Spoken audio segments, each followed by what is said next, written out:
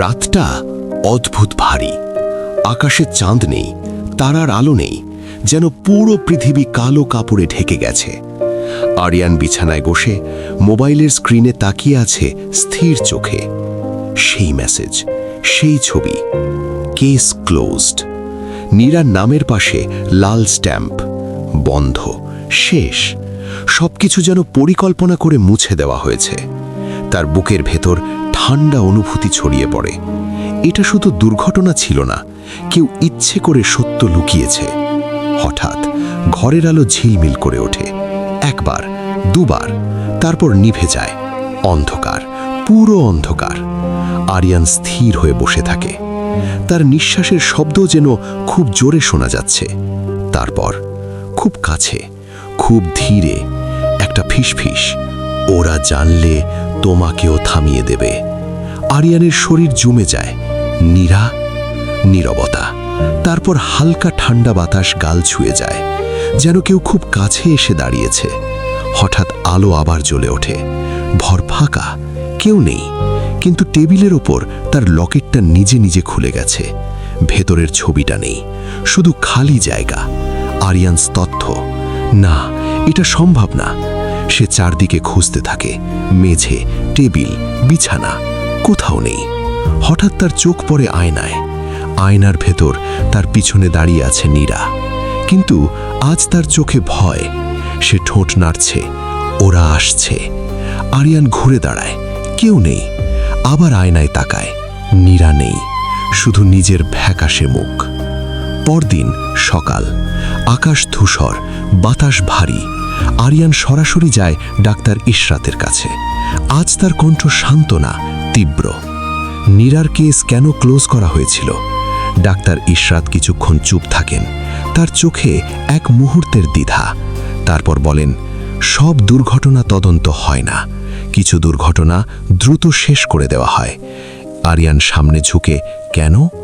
Doctor Ishrat ধীরে বলেন, কারণ সত্য অনেক সময় বিপজ্জনক। ঘরটা নিস্তব্ধ হয়ে যায়। নীরার কেসে কিছু অস্বাভাবিক ছিল, কিন্তু রিপোর্ট বদলে দেওয়া হয়।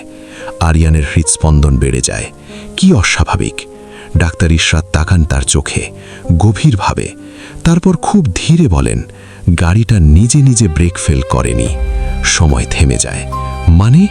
মানে ব্রেক কাটা হয়েছিল। শব্দটা বাতাসে ঝুলে থাকে, ভারী, ভয়ঙ্কর। আরিয়ান পেছনে সরে যায়। না, এটা দুর্ঘটনা না। ডাক্তার ইশরাত মাথা নাড়েন, না। ঘর ঠান্ডা হয়ে যায়। সন্ধ্যা, আকাশে কালো মেঘ, বজ্রপাত।